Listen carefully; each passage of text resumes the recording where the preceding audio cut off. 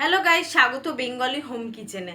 আজ আমি শেখাবো টমেটোর একটা চাটনি। এটা একদম ঘরোয়া রেসিপি, যেরকম আমি বাড়িতে শিখেছি। আমাদের সব সময় এই টমেটোর চাটনিটা বাড়িতে করা থাকে, কেননা আমাদের সবসময় ভাত খাওয়ার পর একটু চাটনি না হলে ঠিক হয় না। সেই জন্য এই চাটনিটা আমার সব সময় বাড়িতে করা থাকে। আমি ভাবলাম আজকে আপনাদের সঙ্গে এই রেসিপিটা শেয়ার করা যাক।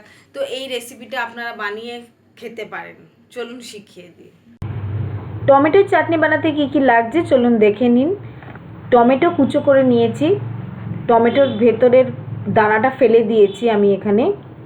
আর 5 ফোড়ন নিয়েছি, শুকনো লঙ্কা, তেজপাতা, হলুদ গুঁড়ো, চিনি, নুন চিনিটা অবশ্যই নিজের স্বাদ অনুযায়ী দেবেন, আর সর্ষের তেল। এবার গ্যাস জেলে আমি কড়াটা বসিয়েছি। চাটনি সবসময় সর্ষের তেলেই করবেন, তাতে টেস্ট ভালো হয়। সর্ষের তেলটা দিলাম। সর্ষের তেলটা গরম হওয়ার পর তেজপাতা, শুকনো লঙ্কা আর 5 ফোড়নটা দিয়ে দেব। ফোড়নটা থেকে যখন ভালো গন্ধ বেরোবে তখন আমি টমেটো কুচোটা দিয়ে দেব। এখানে আমি শুধু টমেটোর চাটনি করেছি। টমেটো খেজুর আমসত্ত্বের চাটনি কিন্তু আমার চ্যানেলে আছে, সেটা চেক করে নিতে পারেন। এবার আমি একটু হলুদ গুঁড়ো দিলাম, একটু নুন দিচ্ছি, দিয়ে টমেটোটাকে সফট হওয়া অবধি আমাদের রান্নাটা করতে হবে মিডিয়াম আঁচে। এটা এই রেসিপিটার জন্য একটু নরম ধরনের টমেটো নিলে খুব ভালো হয়।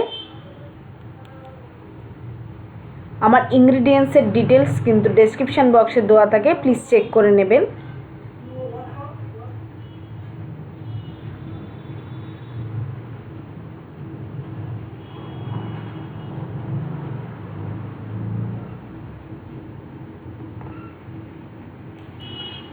দেখুন টমেটোগুলো আমার সফট হয়ে গেছে। এবার আমি একটু জল দিয়ে দিলাম।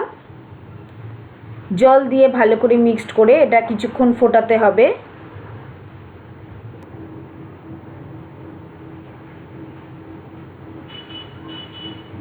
দেখুন কিছুক্ষণ ফুটে গেছে, আমার টমেটোগুলো একদম সফট হয়ে গেছে। এবার আমি চিনি দিলাম। টমেটোগুলো যতক্ষণ না সফট হবে ততক্ষণ কিন্তু চিনি দেবেন না। সফট হয়ে যাওয়ার পর পরিমাণ মতো চিনি দিয়ে, দেখুন চিনিটা গলে এবার রস তৈরি হয়ে গেছে। এবার এটাকে আপনারা যতখানি ঝোল রাখবেন সেই ঝোল রেখে আপনারা সুইচ অফ করে দিতে পারেন। আমার টমেটোর চাটনিটা একদম রেডি হয়ে গেছে, আমি সুইচ অফ করে দিলাম। এর ওপরে আচারের মশলা বা 5 ফোড়নকে গুঁড়ো করে দিয়েও কিন্তু খেতে পারেন, সেটাও ভালো লাগে, বা এরকম নর্মাল এরকম খেতেও ভালো লাগে। আমার এই রেসিপিটা কেমন লাগলো আপনারা অতি অবশ্যই জানাবেন। আর আমার এই রেসিপিটা নিয়ে যদি কোনো প্রশ্ন থাকে সেটাও কমেন্টস বক্সে করবেন, আমি অ্যান্সার দিয়ে দেবো।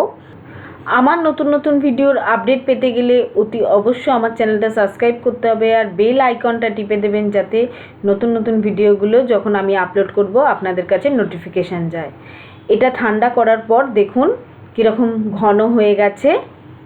অবশ্যই এই রেসিপিটা আপনারা ট্রাই করবেন। টাটা বন্ধুরা, এটা খুব সিম্পল একটা চাটনি রেসিপি।